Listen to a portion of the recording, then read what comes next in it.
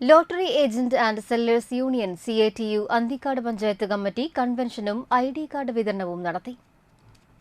അന്തിക്കാട് പാൽ വിതരണ സംഘ ഹാളിൽ ചേർന്ന യോഗം ജില്ലാ കമ്മിറ്റി പ്രസിഡന്റ് PK പുഷ്പാകരൻ ഉദ്ഘാടനം ചെയ്തു. ഉൾപ്പെടെയുള്ള സാങ്കേതിക മികവുള്ള വിദ്യാഭ്യാസ സ്ഥാപനങ്ങൾ ഉണ്ടാകണം. അതിനാ രണ്ടാം പിണറായി സർക്കാർ നിലപാട് സ്വീകരിച്ച് മുന്നോട്ട് പോകുന്നത്. അതിന്റെ ഭാഗം ഏകദേശം 3.5-4 ലക്ഷം പേർക്ക് വീടില്ലാത്തവർക്ക് വീടുണ്ടാക്കി കൊടുത്തത് ഗവൺമെന്റിന്റെ പേര് പറയാൻ പറ്റുമോ? പ്രിയപ്പെട്ടവരെ, നമുക്ക്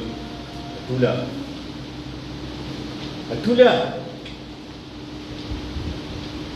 വീടില്ലാത്ത ഒരു മനുഷ്യനും ഈ കേരളത്തിൽ ഉണ്ടാകാൻ പാടില്ല എന്ന് നിശ്ചയിക്കുന്ന ഒരു ഗവൺമെന്റ് എവിടെയുണ്ട്?